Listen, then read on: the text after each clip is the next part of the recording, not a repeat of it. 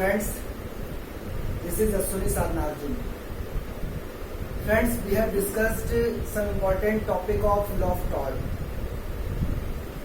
So today we are going to start another very important aspect of law of tort.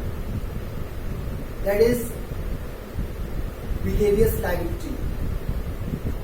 We have discussed that what is law of tort. Whenever a person by act or by omission infringes a legal right of another person, then it is called a tort. Generally, only that person may be held liable for committing the tort who commits that very act. Or we can say it is a general rule of criminal law or civil law that only that person may be held liable for any wrong who has committed that wrong. Or we can say in other words that a person who has not committed any wrong may not be held liable for the tort. But friends, today we are going to understand an exception of this general rule. Means we are going to discuss a concept in which a person may be held liable who has not committed any tortious act, and it is called vicarious liability. And the concept of vicarious liability depends upon a relationship. Means if there is any certain relationship between the persons, then one person may be held liable for the act of other person. And the relationships are, first one is principal and agent.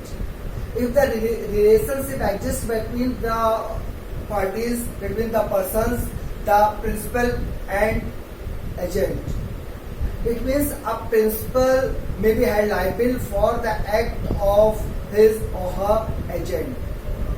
Second relationship is partners of a partnership firm. Means any partner may be held liable in a partnership firm for the act of another partner. It is called vicarious liability. And the third and the most important relationship is master and servant. Means if there is any relationship of master and servant, then master may be held liable for the act of his or her servant. But there are some essentials to be held liable for the master. Now, what is the basis or what is the region of this very concept? The basis of vicarious liability depends upon two maxims. First one is Q facit per alium facit per se. It means if a person does any act by another, then it is deemed in law that it is to be done by himself. Second one is respondent superior. Let the superior be liable. ये दो line maxim है जिन पे vicarious liability हमारा depend करता है. इसके बाद question arise होता है कि इंपॉर्टेंट एस्पेक्ट हम देखेंगे तो that is relationship between the master and servant. Now the most important question arises who is servant, because only master may be held liable for the act of servant, and it will be proved that there is a relationship of master and servant. So it is very important question who is considered as to be a servant. So we can say servant means a person who is in direction and in control of the other person. If a person is in directions and in control of the other person, then it is called a servant. Or we can say if a person is bound to follow all the directions and that person is in control of another person, then it is called servant. Or in easily we can say servant means a person to whom It is directed that what to do and how to do. Servant means what to do and how to do. A person who is directed that what to do and how to do.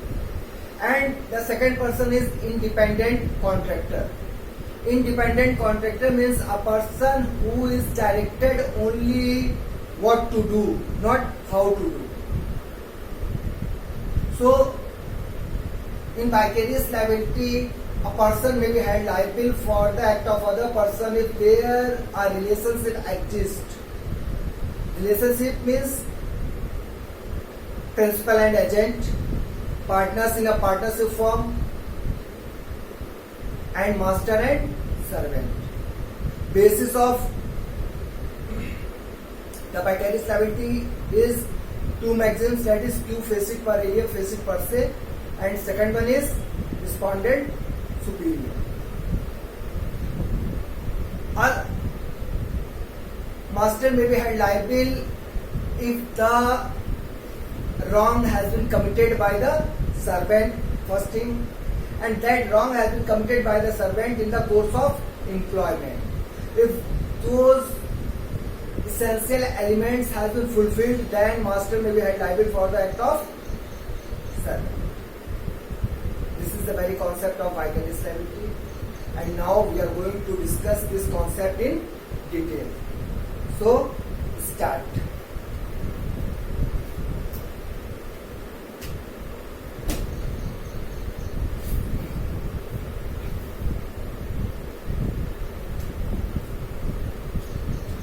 The topic is vicarious liability, and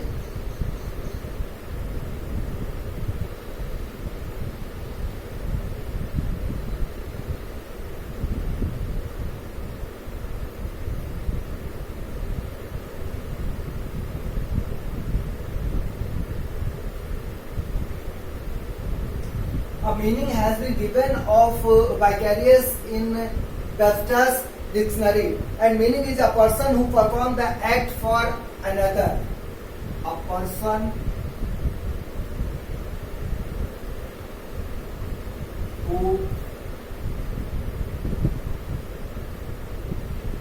performs the act for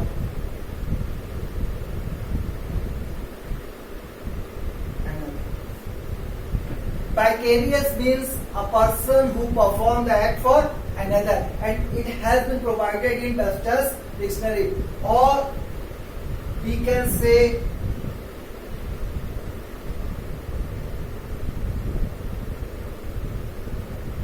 substitute. Vicarious means a person who performs the act for another, or it is also known as substitute. And the vicarious liability means a person may be held liable for the act of other person, because it is a general rule that a person will be held liable if that person has committed the act. And a person who has not committed any tortious act, that person will not be held liable. But vicarious liability is an exception of this rule. It means in vicarious liability, a person may be held liable for the act of other persons, but it will be due to the some relationships, and those relationships are, or we can say due to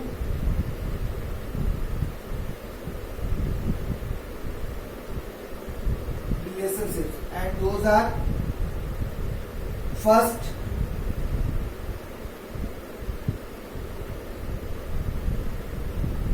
principal and agent, second partners in a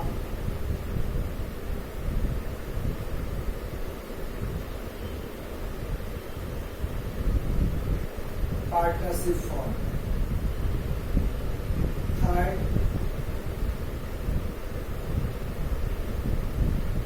master and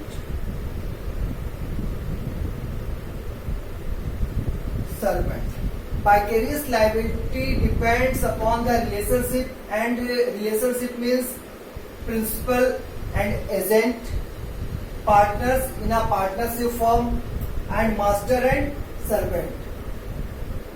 Now, as we have discussed earlier, that the basis of this very concept,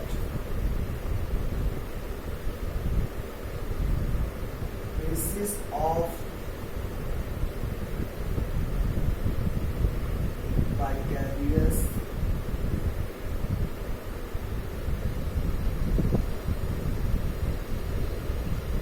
liability. What is the basis of vicarious liability? The basis of vicarious liability depends upon two maxims. First one is qui facit per alium facit per se. The first maxim is Q facit per alium facit per se. It means if a person does an act for another, or if a person does an act through another, then in law it is deemed that it is done to be himself. Or we can say a person who does an act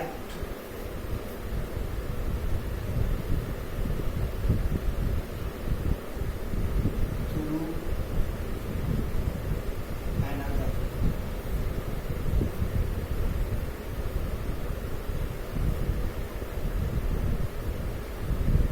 is deemed in law to do it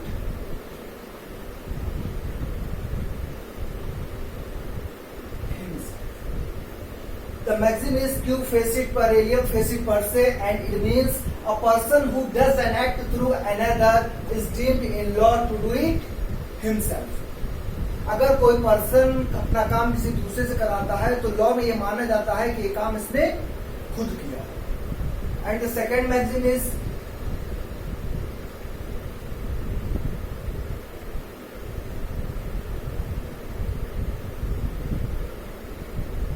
respondent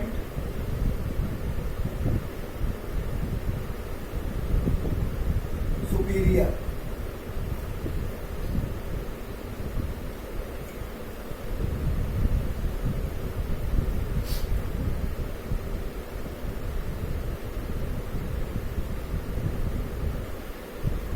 Respondent superior, and respondent superior means let the master be liable. Let the master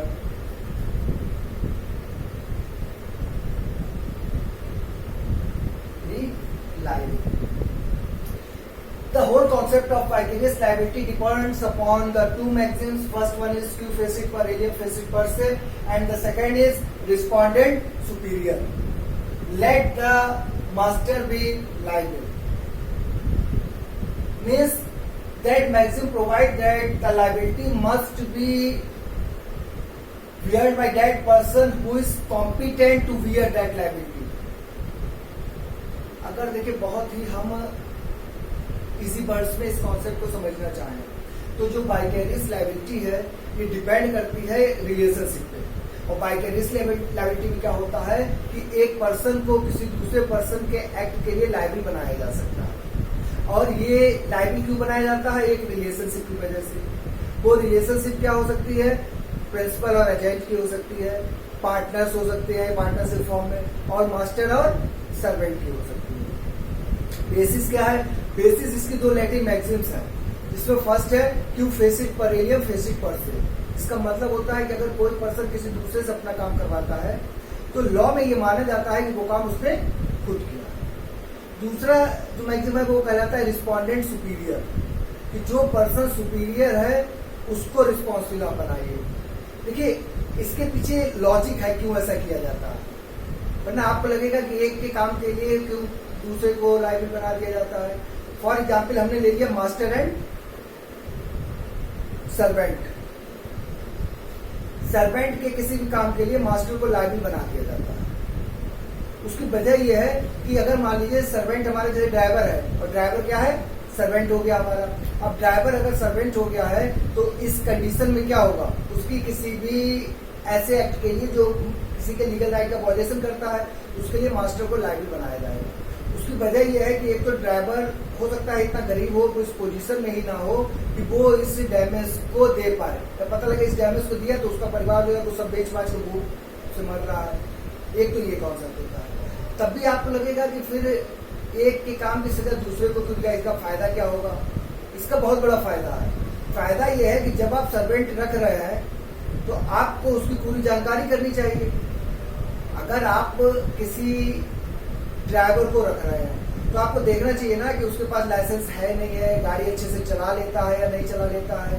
generally होता क्या है, आदमी देखता है कि सबसे सस्ता मिल जाए, चाहे उसके पास लाइसेंस हो चाहे ना हो, चाहे एक्सपर्ट हो चाहे ना हो, बस हमको सस्ता मिल जाए।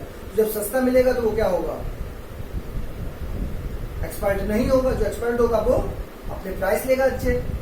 तो इस कंडीशन में अगर मास्टर की लायबिलिटी होगी सर्वेंट के एक्ट के लिए, तो जब भी वो सर्वेंट को अपॉइंट कर रहा होगा तो वो क्या करेगा, बहुत ज्यादा सावधानी बरतेगा। तो उसे पता है कि कल के इसकी किए की सजा हमको मिलेगी, तो इसको रखने में हमें क्या करना चाहिए, बहुत सावधानी बरतनी चाहिए। तो ये एक कॉन्सेप्ट है जिसकी वजह से आप समझ सकते हैं कि वाइकेरियस लायबिलिटी जो है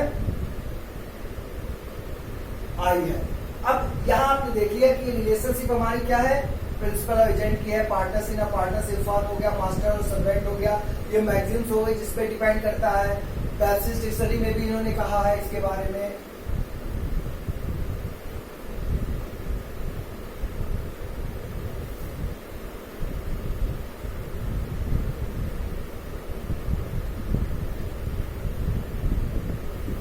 अब जो आपका मोस्ट इंपॉर्टेंट एस्पेक्ट है हम उसको डील करेंगे, that is relationship of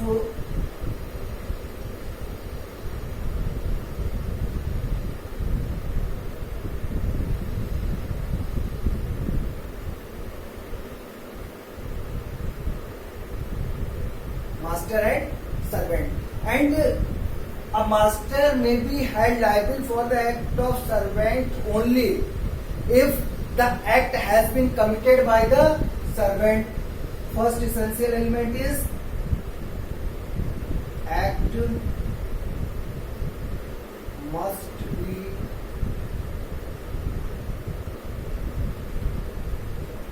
committed by servant. And second element is that act must be committed in the course of employment. In the course of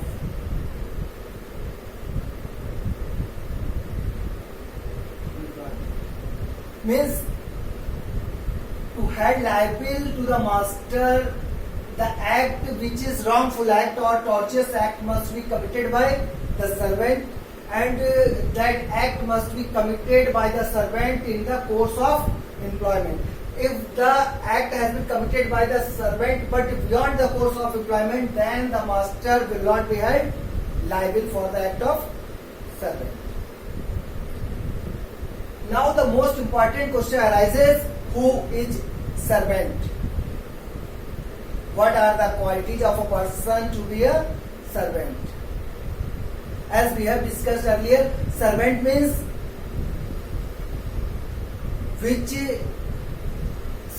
a person who is bound to follow all the direction of other person, and servant means a person who is in control in other person.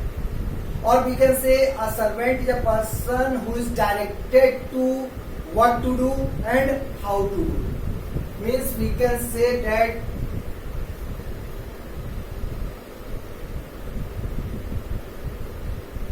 servant means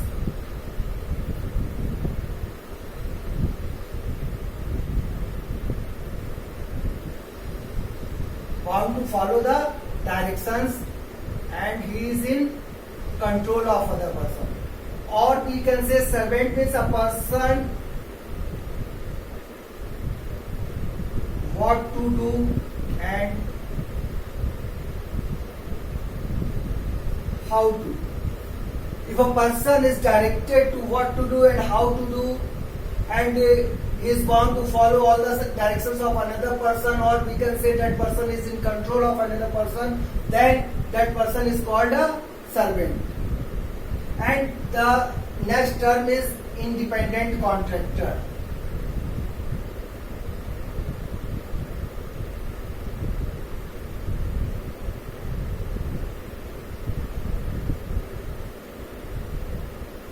Independent contractor. Independent contractor means a person who is directed only what to do.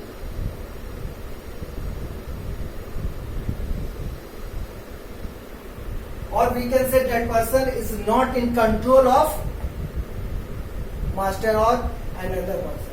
And independent contractor is a person who only directed what to do.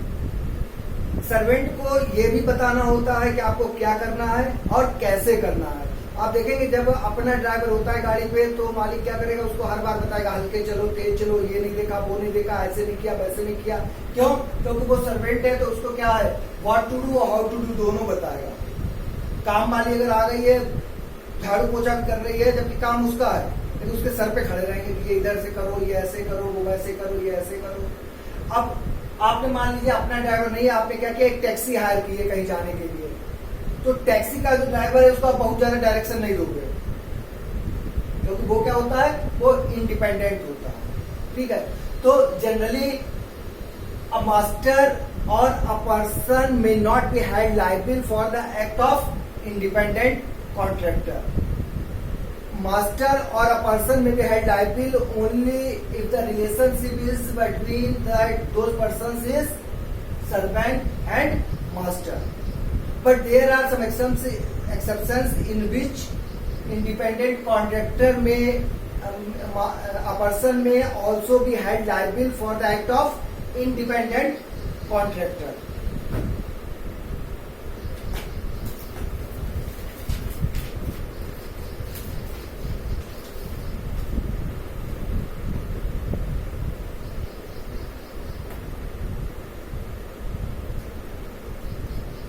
For example, if a person authorizes independent contractor,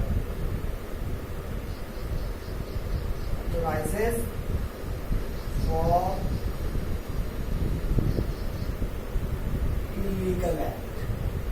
If a person authorizes an independent contractor to do an illegal act, then that person may be held liable for the act of independent contractor or strict liability.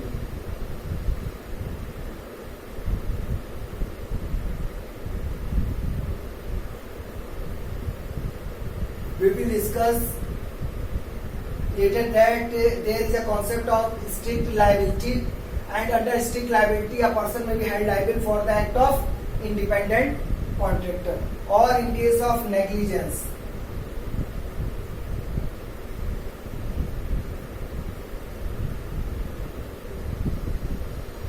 Or in case of negligence. These are some exceptions in which a person may be held liable for the act of independent contractor, but the general rule is that a person may be held liable only for the act of servant, and to be held liable there are two essential elements which must be fulfilled. First one is the act must be committed by the servant, and second, that act must be committed by the servant in the course of employment. तो भाई ये आपका एक concept है जिसमें बहुत ही easy words में हमने देखा कि वाइकेरियस लायबिलिटी होता क्या है.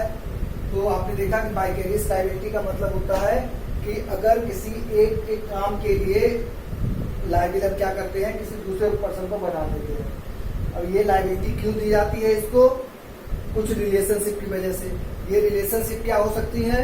ये होती है प्रिंसिपल और agent, partners in a partnership firm, और मास्टर और सर्वेंट के बीच में। इसका बेसिस क्या है? दो बेसिस है इसके। एक तो क्यू फेसिट पर एरिया, फेसिट पर से। इसका मतलब होता है कि अगर आप अपना काम किसी दूसरे से कराते हैं तो लॉ में ये माना जाता है कि वो आपने खुद किया है। दूसरा इसका होता है रिस्पोंडेंट सुपीरियर, जिसमें ये कहा जाता है कि लेट द सुपीरियर भी लायबल और लेट द मास्टर भी लायबल, जिससे कि वो ज्यादा सावधानी रखे। इसके बाद हमने देखा जो हमारा मेन कॉन्सेप्ट है वो मास्टर और सर्वेंट के बीच में है। मास्टर और सर्वेंट के बीच में सर्वेंट के एक्ट के लिए मास्टर को तभी लायबल बनाया जाएगा जब सर्वेंट ने वो एक्ट किया हो, पहली चीज, और कोर्स ऑफ एम्प्लॉयमेंट में किया हो। यहाँ पे एक चीज और ध्यान रखिएगा, कोर्स ऑफ एम्प्लॉयमेंट में क्या होता है? दो तरीके से सर्वेंट जो है वो गलत कर सकता है। एक तो जो काम उसको दिया गया है उसने वो काम न करके कोई दूसरा काम किया है, ये भी क्या हो जाएगा? Beyond the course of employment में चला जाएगा। या ये हो सकता है काम तो वही कर रहा है जो मालिक ने दिया है, लेकिन अपने तरीके से कर रहा है, मैनर उसका जो है वो अलग है।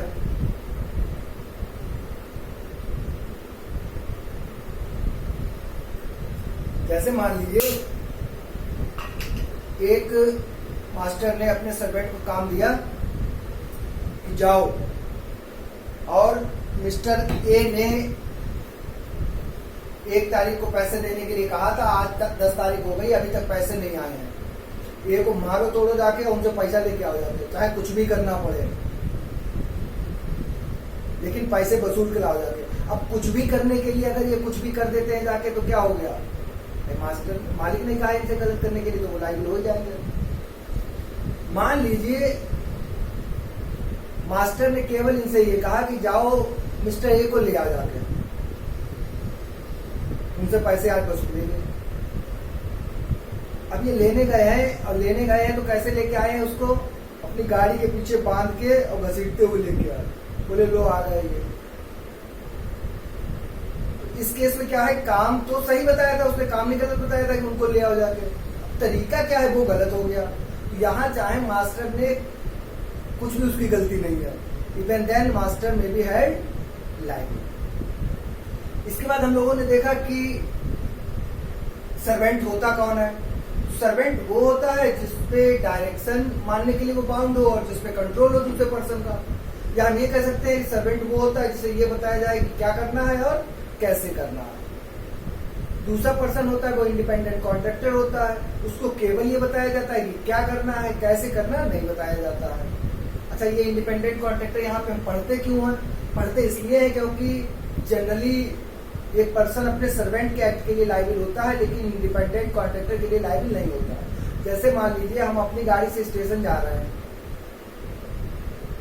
अब हमारे सर्वेंट ने, जो ड्राइवर है वो हमारा सर्वेंट हुआ, और उससे कोई एक्सीडेंट हो जाता है तो लायबिलिटी किसकी होगी?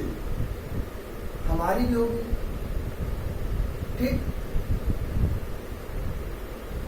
यहाँ पे एक चीज ध्यान रखिएगा कि ये जो लायबिलिटी होती है इसमें, ये सेवरल और ज्वाइंटली बोथ होती है। यानी कि वाइकेरियस लायबिलिटी में जो लायबिलिटी होगी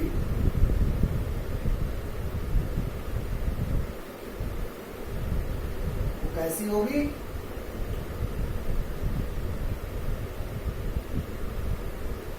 सेवरल एंड ज्वाइंटली। इसका मतलब है कि जो एग्रीव्ड पर्सन है, चाहे वो सर्वेंट के ऊपर केस करे, चाहे मालिक के ऊपर करे, और चाहे दोनों के ऊपर करे, वो उसके ऊपर है जिसके ऊपर चाहे वो केस करे। अब अगर सर्वेंट ने एक्सीडेंट किया है, हमारे ड्राइवर ने किया है, तब तो हम लायबल हो जाएंगे। लेकिन मान लीजिए हमने कोई टैक्सी हायर की है, ओला, कि हमको स्टेशन तक जाना है, अब वहां पे अगर उससे कोई एक्सीडेंट होता है, वहां पे मेरी कोई लायबिलिटी नहीं होगी। वहां लायबिलिटी किसकी होगी? उस ड्राइवर की होगी, और जिस कंपनी की वो गाड़ी चला रहा है या जिसकी भी चला रहा है उसकी लायबिलिटी होगी। ठीक, तो independent contractor generally independent contractor के किसी भी रॉन्गफुल एक्ट के लिए लायबल नहीं होता दूसरा पर्सन। हाँ, कुछ एक्सेप्शंस हैं, अगर उसने अथोराइज कर दिया हो किसी इलीगल एक्ट को करने के लिए, अगर स्ट्रिक्ट लायबिलिटी का केस हो या नेग्लिजेंस का केस हो। अब यहाँ तक तो सही है, ये बहुत इंटरेस्टिंग चीज है कि हम बताएं आपको। अभी तक जो हमने पढ़ा है उसमें हमें ये समझ में आया है कि a person may be held liable for the act of servant, and servant is a person which is directed to what to do and how to do, or we can say servant is a person which is bound to follow all the directions of the other person and with that person is in control of other person. ये servant है। और पूरा vicarious liability का ये concept इसी बात पे चलेगा whether that person is considered as to be a servant or not. If that person is not considered to be a servant, then vicarious liability is not applicable, and the master is not, or we can say master will not be held liable for the act of other person. So the most important thing is existence of relationship of master and servant. अब अभी तक जो हमने पढ़ा है उससे में यही समझ में आया है कि सर्वेंट वो होता है जिसको डायरेक्शन दिया जाए और कंट्रोल में रहे। ये ट्रेडिशनल कॉन्सेप्ट था जो पहले सही था, लेकिन धीरे धीरे इस बेस पे सर्वेंट को रिकॉग्नाइज किया जाना डिफिकल्ट हो गया, और we can say it is next to impossible to recognise a person to be a servant by the concept of direction and control. जैसे मान लीजिए आपने देखा होगा कि आजकल पैसा तो लोगों के पास बहुत है, कोई भी नेताजी है जिसे पैसा बहुत है उनके पास। अब पैसा होने के बाद सबसे अच्छा काम है पैसे से और पैसा कमाने के लिए या तो आप कोई कॉलेज खोलिए और या आप क्या कीजिए हॉस्पिटल खोल दीजिए। ठीक, मान लीजिए किसी ने हॉस्पिटल खोल दिया। अब आपको पता है हॉस्पिटल में अगर कोई भी रॉन्गफुल एक्ट होता है, टॉर्चर्स एक्ट होता है, तो उस डॉक्टर के साथ साथ उस हॉस्पिटल की भी लायबिलिटी होती है। मीन्स द हॉस्पिटल में be held liable for the any wrongful act committed by the doctor. It doesn't mean that doctor may not be held liable. Doctor will be held liable as well as hospital may also be held liable for the act of doctor. But the doctor is not in control of master. अब नेताजी ने school तो खोल दिया, लेकिन उनको ये थोड़ी पता किडनी कहाँ पे होती है, गुर्दे कहाँ पे होते हैं। अब आप कहोगे किडनी गुर्दे एक ही चीज होती है सर, कहाँ पे क्या चीज है पता लगे कि कोई ऑपरेशन चल रहा है। अब उस बीच में जो है वो मालिक साहब आ गए, अब उसको समझा रहे हैं डॉक्टर को कि ऐसे नहीं काटो, ऐसे काटो, जबकि अपने आप कुछ पता ही नहीं है। तो एक डॉक्टर जो है वो कभी भी अपने मालिक के डायरेक्शन में काम नहीं कर सकता। क्यों? क्योंकि मालिक इतना एक्सपर्ट ही नहीं है। अब मान लिया आपने कोई कॉलेज खोल दिया और आप उस फील्ड के नहीं है। एक पर्सन एक्सपर्ट हो सकता है लेकिन हर फील्ड का तो एक्सपर्ट नहीं हो सकता है। अब आपने कोई कॉलेज खोल दिया है, अब आप टीचर को जाके पढ़ा रहे हैं कि ऐसे नहीं ऐसे पढ़ाओ, ये बताओ, देखो उस चीज को आपको आता ही नहीं है। तो ये जो कंट्रोल वाला कॉन्सेप्ट था ये फेल कर गया आगे चल के। और इस कॉन्सेप्ट पे हम ये नहीं डिसाइड कर पाते थे कि whether that person is considered to be a servant और not. So the new concept by which the recognition of a servant is held, that is the concept of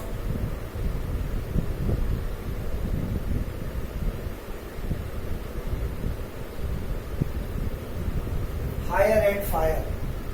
अब ये हो गया कि भाई अब कंट्रोल और डायरेक्शन से तो नहीं निकल जाएगा, तो अब सर्वेंट वो होगा जिसको एक पर्सन हायर करे और जब चाहे उसको वो निकाल सकता हो।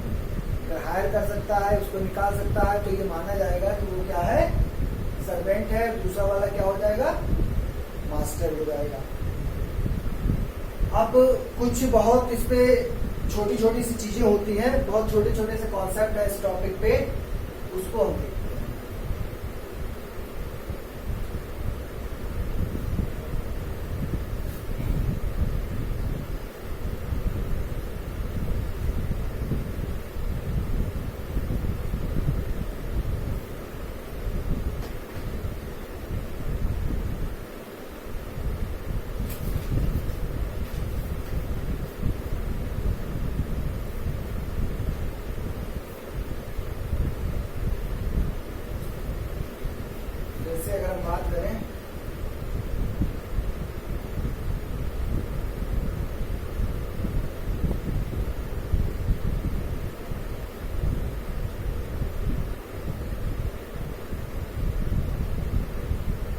लायबिलिटी ऑफ मास्टर की लायबिलिटी जब हमें मास्टर की देखनी है तो उसमें कई छोटे छोटे पॉइंट्स आ जाते हैं, उनसे मिला के कई क्वेश्चंस बन जाते हैं। जैसे इसको अगर हम ऐसे कर लें, अब देखिए एक तो फर्स्ट हो सकता है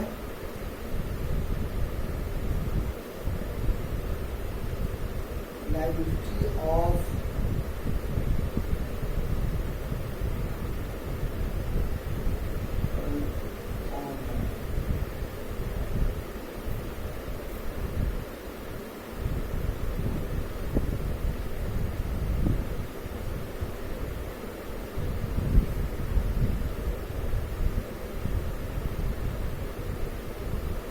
लायबिलिटी ऑफ व्हीकल ऑनर।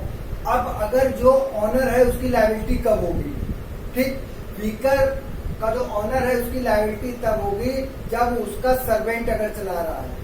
ठीक है, मान लीजिए अगर कोई ओनर है या उसने अपनी गाड़ी दी है गैराज में सही होने के लिए, ठीक है, अब उस गैराज का जो सही करता है बंदा, वो मैकेनिक जो भी है वो उस गाड़ी को ट्राई करने के लिए ले जाता है और अगर कहीं पे एक्सीडेंट कर देता है तो वहां पे ओनर लायबिल नहीं होगा, जो गाड़ी का मालिक है।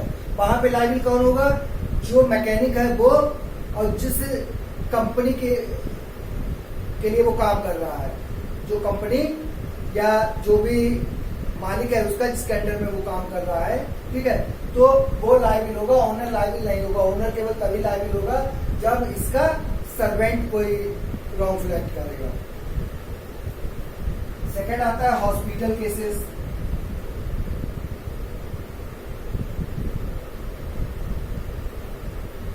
तो हम पहले डिस्कस कर चुके हैं कि हॉस्पिटल केसेस में डॉक्टर की नेग्लिजेंस के लिए, डॉक्टर के किसी भी टॉर्चर्स एक्ट के लिए उसके हॉस्पिटल को लायबिल बनाया जाता है। कंडीशन यही है कि दोनों कंडीशन का पूरा होना जरूरी है। पहली बात, वो काम उसके सर्वेंट ने ही किया हो। दूसरी बात, कोर्स ऑफ एम्प्लॉयमेंट में किया हो। मान लीजिए कोई डॉक्टर जो है, हॉस्पिटल है कोई एक्स में, कोई एक्स हॉस्पिटल में कोई डॉक्टर है जेड। अब ये जेड डॉक्टर जो है एक्स हॉस्पिटल के अंदर कोई ऑपरेशन करते हैं, किसी को कोई नुकसान हो जाता है तो हॉस्पिटल और जेड दोनों रिस्पॉन्सिबल है। अब मान लीजिए जो डॉक्टर है जेड, ये अपने घर पे है, इनका कोई फ्रेंड आके इनसे कहे आके कि भाई यार हमारी ये प्रॉब्लम है, उनको लाओ, अच्छा इसको हम सही किए दे रहे हैं, ऑपरेट किए दे रहे, जरा सी बात है। ठीक है, लेकिन घर पे अगर ये कोई काम करते हैं तो इस एक्ट के लिए हॉस्पिटल को लायबिल नहीं बनाया जा सकता, because that act has not been committed in the course of employment. Course of employment मतलब अस्पताल ये थोड़ी ना कि तुम घर पे भी ऑपरेशन करो। ठीक, तो जनरली अगर दोनों कंडीशंस पूरी होती है तो डॉक्टर्स के नेग्लिजेंस के लिए हॉस्पिटल को लायबिल बनाया जाता है। थर्ड हमारा आ गया है lending a servant to another person.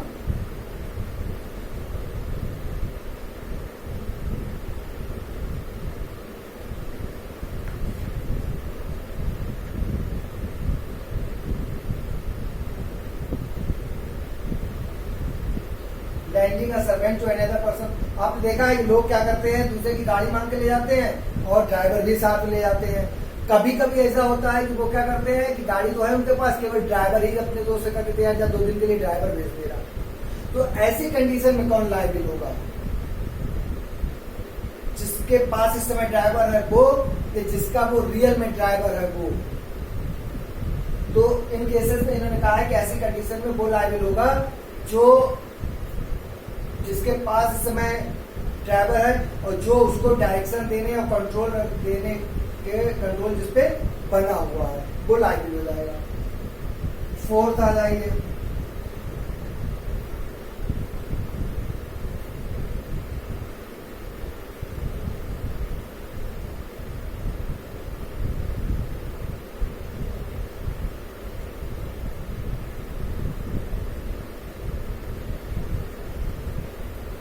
Casual delegation of authority. ये जरूरी नहीं है कि ये मास्टर और सर्वेंट का रिलेशनशिप काफी लंबा हो, कुछ टाइम के लिए भी मास्टर और सर्वेंट का रिलेशनशिप भी क्रिएट हो सकता है। जैसे कैजुअल डेलीगेशन ऑफ अथॉरिटी, अगर कोई बंदा थोड़े टाइम के लिए अपनी अथॉरिटी दे देता है, जैसे हमने अपने फ्रेंड से कहा कि यार चलो जरा 10 किलोमीटर गाड़ी तुम चला लो, हम थक गए। तो अब फ्रेंड जो है अगर कोई एक्सीडेंट कर देता है तो उसके लिए हमें भी लायबिल बना दिया जाएगा। तो अगर कोई बंदा डेलीगेट करता है, या कभी कभी होता है कि सब डेलीगेट कर दिया आपने, तब भी होगा। जैसे मेरा ड्राइवर है, उसने किसी दूसरे को दे दी गाड़ी चलाने के लिए, तो वो तो लायबिल हो ही होंगे ड्राइवर साहब, हम भी उसके साथ लायबिल।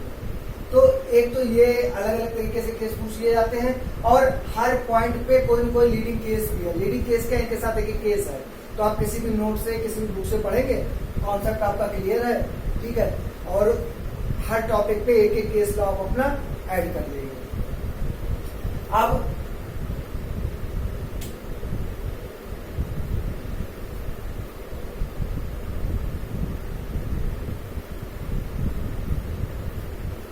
अगर हम देखें किस किस चीज के लिए जो है वो लायबिल बनाया जा सकता है, एक तो फ्रॉड के लिए, दूसरा थेफ्ट के लिए, तीसरा मिस्टेक के लिए, एंड फोर्थ नेग्लिजेंस के। यानी कि सर्वेंट अगर फ्रॉड करता है, थेफ्ट करता है, मिस्टेक करता है या नेग्लिजेंटली काम करता है, इन सब चीजों के लिए मास्टर को क्या किया जाएगा, लायबिल बना दिया जाएगा। अब फ्रॉड पे, थेफ्ट पे, मिस्टेक पे, नेग्लिजेंस पे कई केसेस हैं, ठीक है। तो कुछ केस अभी हम बता देंगे आपको। एक और बहुत इंपॉर्टेंट चीज है, इफेक्ट ऑफ एक्सप्रेस प्रोहिबिशन। ये बहुत इंटरेस्टिंग चीज है।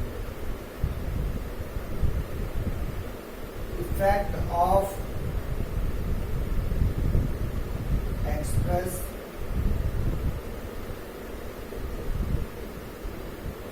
प्रोहिबिशन, कि अगर किसी ने एक्सप्रेसली प्रोहिबिट कर दिया है कोई काम करने को, फिर भी वो हो जाता है, क्या तब वो लायबिल होगा। जैसे मास्टर ने अपने सर्वेंट को खूब अच्छे से कह दिया कि तुम ऐसा नहीं करना, और इसके बाद भी वो ऐसा कर देता है, तो क्या मास्टर की लायबिलिटी होगी। तो यहाँ पे क्वेश्चन गलत होने के चांस रहते हैं। यहाँ खूब अच्छे ध्यान रखिएगा, मास्टर की लायबिलिटी बिल्कुल होगी। क्यों? क्योंकि ये कौन मास्टर कहता है अपने ड्राइवर से कि जाओ गाड़ी खराब चलाओ, जाके एक्सीडेंट कर दो, जाके तुरंत हम बैठे हुए हैं, हम सब संभाल लेंगे। कोई ऐसा नहीं करता। हर आदमी सर्वेंट से क्या कहेगा, भाई देखो बहुत संभाल के गाड़ी चलाना, एक्सीडेंट ना करना बिल्कुल भी, किसी को कोई चोट नहीं आनी चाहिए, गाड़ी में कोई खरोच नहीं आनी चाहिए। वो क्या कर रहा है, वो एक्सप्रेस प्रोहिबिट कर रहा है सब चीजों को करने के लिए। तो ये तो हर आदमी करता है, इससे कोई फर्क नहीं पड़ेगा, और इस केस में भी जो है इसको लायबिल बना दिया जाएगा। अब हम कुछ अगर केसेस की बात कर लें, तो केसेस तो वैसे बहुत है इस टॉपिक पे, लेकिन एक तो केस हम बात करते हैं। एक तो केस है हमारा Lloyd versus grace Smith and company.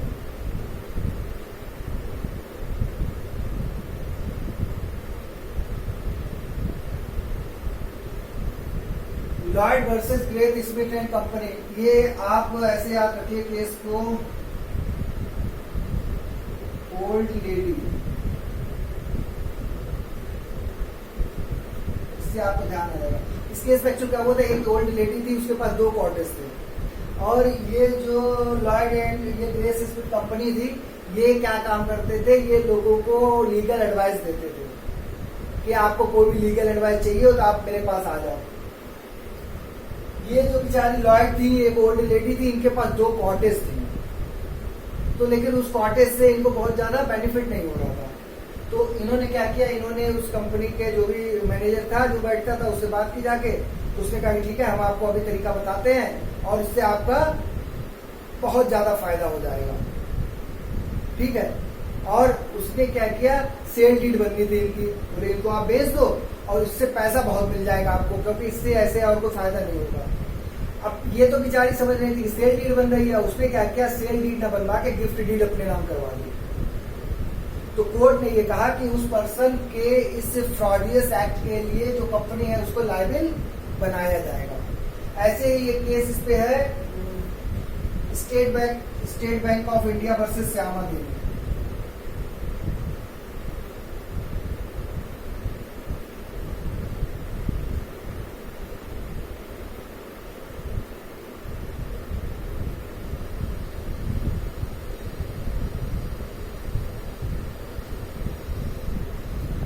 State bank of India versus Shyama Devi. इसमें क्या हुआ, जैसे मान लीजिए एक पर्सन जो है वो बैंक में काम कर रहे हैं, बैंक में कोई एम्प्लॉय है। अब एक पर्सन ने क्या किया, उनके घर जाके उनसे कहा जाके कि भाई ये आप 10,000 रुपए ले लो या जो भी पैसा है और इसको आप मेरे अकाउंट पे जमा कर देना जाके। अब वो बंदा तो पैसे लेके भाग गया। अब वो भाग गया तो इन्होंने क्या किया, केस किया बैंक पे। तो क्वेश्चन यही अराइज हुआ कि क्या उस जो पर्सन भाग गया है उसने जो थेफ्ट या फ्रॉड किया है उसके लिए क्या इसको बैंक को लायबिल बनाना चाहिए। तो बैंक को तभी लायबिल बनाया जा सकता है जब दो कंडीशन पूरी हो जाए। पहली, काम सर्वेंट ने किया हो। दूसरी, the act must be committed in the course of employment. तो यहाँ पे वही केस हो गया जो डॉक्टर वाला हुआ था। कोर्ट ने कहा कि नहीं ये कोर्स ऑफ एम्प्लॉयमेंट में नहीं हुआ है। हाँ, आप बैंक में आते, 10 से 5 बैंक खुलता है, काउंटर पे इसको पैसे देते, ये गायब करता है, बैंक जिम्मेदार है। अब आप घर पे जो पैसा दे के आए हो बैंक के लिए नहीं दे के आए हो, वो अपनी इंडिविजुअल संबंधों पे दे के आए हो, तो फिर अपना झेलो, आप अपना खुद नुकसान उठाओ। ऐसे ही पार्टनरशिप फॉर्म पे एक केस है, हैमलिन वर्सेस हाउस्टन। एक थर्ड केस और है, Hamelin versus Houston. Hamelin versus Houston का केस ये है कि एक पार्टनर जो है वो कोई फ्रॉड करता है दूसरे के साथ, और उसके इस फ्रॉड के लिए जो फर्म के दूसरे पार्टनर होते हैं उन सबको भी लायबिल ठहराया जाता है। तो ये पूरा कॉन्सेप्ट है आपका वाइकेरियस लायबिलिटी का। जैसे ये हमने इंडिविजुअल के लिए देखा है, ऐसे ही क्वेश्चन होता है कि क्या वेदर द स्टेट में be held liable for a torts act. तो नेक्स्ट लेक्चर में हम लोग देखेंगे torts liability of the state. इसको एक बार अच्छे से पढ़ लीजिएगा। पढ़ते तो आप नहीं हो, लेकिन मेरी तो ड्यूटी है कहना बार बार। पढ़ लीजिएगा किसी बुक से, किसी नोट से। कुछ चीजें ऐसी होंगी जो आपको ना समझ में आए तो आप उसको पूछ सकते हैं हमसे। मेरा व्हाट्सएप नंबर भी डिस्क्रिप्शन में रहता है और चैनल पे भी आप कमेंट कर सकते हैं पूछने के लिए। फिर भी ना समझ में आए तो भाई घर का एड्रेस भी हम दे देंगे, आप घर पे आओ, खाना खाओ और पढ़ो अपने उसको। कैसे भी पढ़ो, जैसे पढ़ पाओ, जैसे आपको ठीक लगे। और अगर भाई अभी तक चैनल ना सब्सक्राइब किया हो तो सब्सक्राइब करो, शेयर करो, लाइक करो, जो कर सकते हो वो करो। ठीक है, घर पे रहिए, सुरक्षित रहिए। नेक्स्ट टॉपिक जल्दी हम लोग स्टार्ट करें। Thanks a lot.